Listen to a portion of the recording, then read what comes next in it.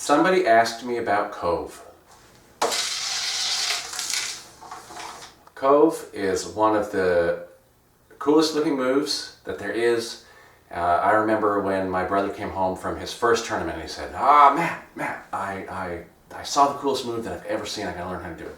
Okay, so when you're doing Cove, the easiest way to learn it is to start with a crank. So crank, there's an against crank and there's a with crank. So right hand clock is going to go, this is with the spin crank, so, and against the spin crank is going to be left hand through.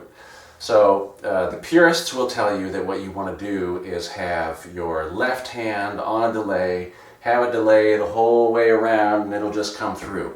There are a number of people who will also tell you that the way to get against and the way to go into Cove and go into crank and go into juice, these are all variations on a theme, is to learn that invert delay. So what I'm going to tell you is, yes, those are good things to know and you absolutely should know them. They are fundamental to learning freestyle, but if you just want to learn how to do the Cove, because my brother was right, it does look cool. And you should be able to do it, and everybody can do it, even if they can't do that invert delay. Okay, so I'm going to go ahead and get my disc all slicked up, because that's important, makes it easier. Wipe it out. I'm going to wipe the top a little bit, even though I'm not going to be playing on the top. Alright, so I'm going to glue my nails on, or a nail in this case, I'm just going to put on one. What I like to do, especially when learning this move, is to have the nail be a little bit longer because it helps you not contact the disc on your finger. And I'll show you here what that looks like. Here's what it looks like. You can see I've got some space off my finger. When doing both against and skid moves, an angle is the key if you want it to be a little easier. So like I said earlier, there's the purist who tells you everything should be on a delay at all times, and that is hard.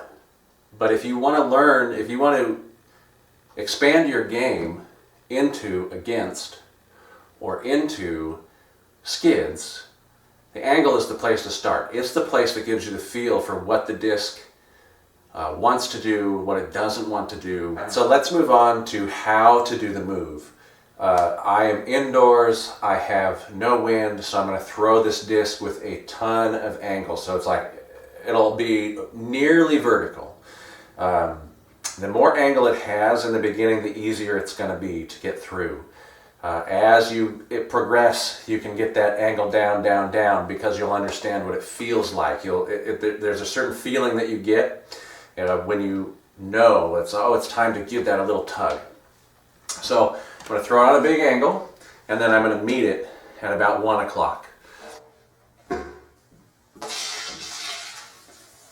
It's going to come through, so you come down with the disc, give it a little tug, and it's going to come right through. Just like that. You want to get used to doing this. Do this 100 times, maybe more. You got to do it a bunch of times until you get the feel for where it is. It's like a corner on the disc. Once you get in that corner and you feel the corner, you'll know it.